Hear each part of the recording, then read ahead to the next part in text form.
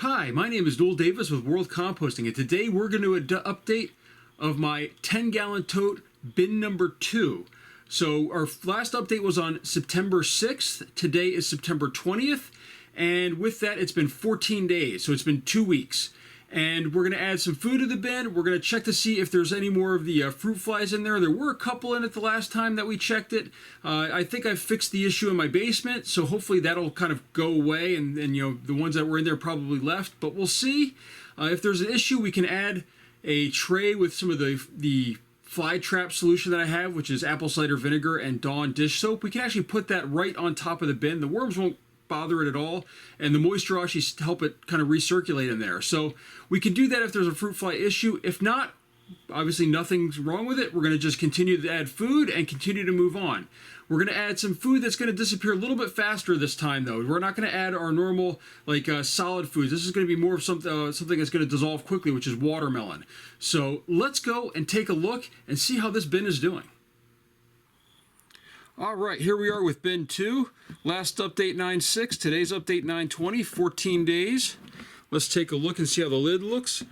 A good amount of moisture, enough where I don't feel it needs that much more extra in. I did have that ready to go in case it was needed. But I know that these totes do hold moisture pretty well, since there's only holes around the outside here, up around this sides and everything. You can see really right there and right there. I've got these holes going, so it keeps that moisture in. If you drill holes in the top, if you put these holes coming out the top, the moisture can evaporate a little bit better. But with this way, it kind of holds it in. So this is a side where we fed. So we'll just move it right there for now. So hopefully that'll hold. All right, let's take a look over here and see how this is doing. I'm not seeing any fruit flies. Actually, hold on. Before we do this, I already see our first cocoon here. So right there on the tip of my finger is a cocoon. So let's try to get that to focus a little better. So there's already a cocoon right there. Any others? Do you see any others on the top here? You might see them better than I can. I found that once I've playing this on my computer, I see things a little bit better because I'm zoomed in a little bit more. Actually, here's a fruit fly over there. I'm just going to go ahead and kill that guy. Oh, had a lid fall behind me there. So I'm not seeing any other cocoons, but if you see any, let me know. So let's dig over here in this section. This is, I think, where we fed last. Again, banana peel not quite gone.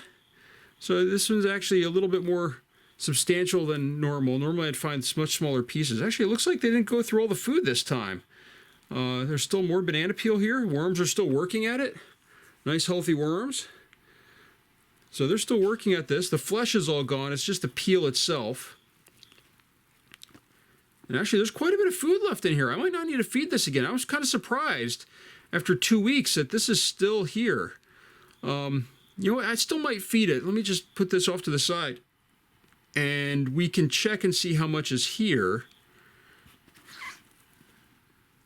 There's actually quite a bit here. Quite a bit of uneaten food here. And the worms do look like they're working at the area. This feels very compacted, much more compacted than I like to feel in my bins. I don't know if it's too moist or maybe need some fresh bedding material in here. But look at this. I mean, a nice big pile of worms right here. They're really going to town on this stuff. And they look nice and healthy.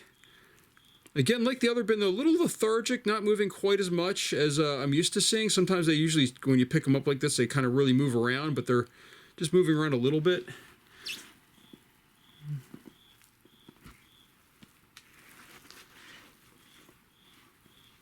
All right, another cocoon in here.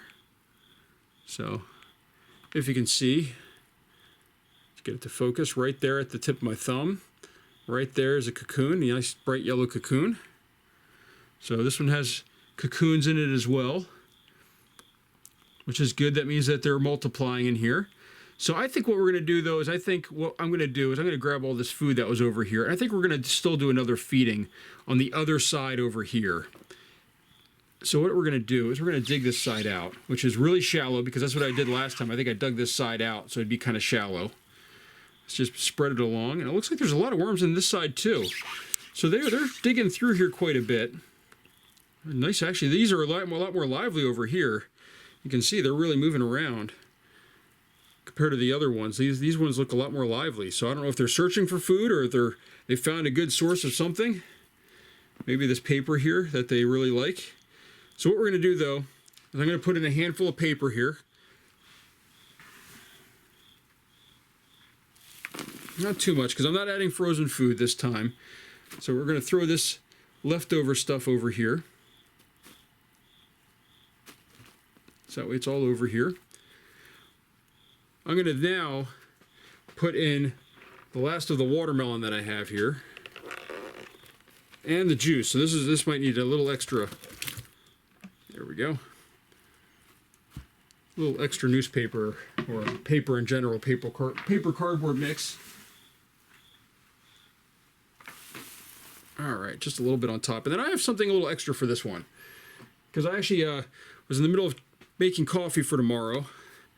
I thought I'd throw some used coffee grounds in here. So just a good mix of stuff. I like having coffee grounds in my bins. I find that they work really well. They're one of my favorite things to add, actually. I mean, I go through a lot of coffee in general. So, you know, at least a pot a day between everyone in my house. So now, the next thing we need to do is we need to add our crushed eggshell to this.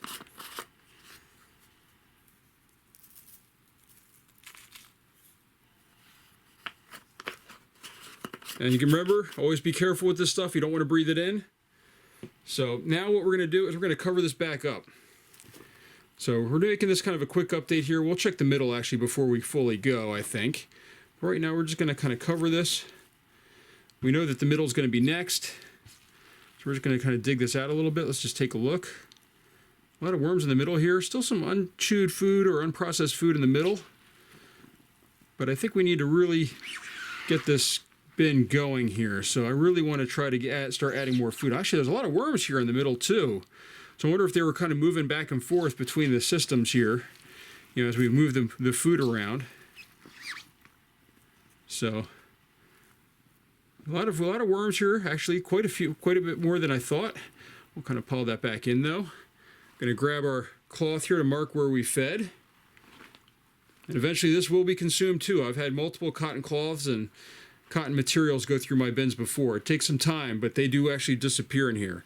And they're also really good for cleaning your gloves off. For people like me, I use these reusable gloves, so I don't have to constantly, I'm not throwing out my gloves every time or trying to reuse these gloves that break apart.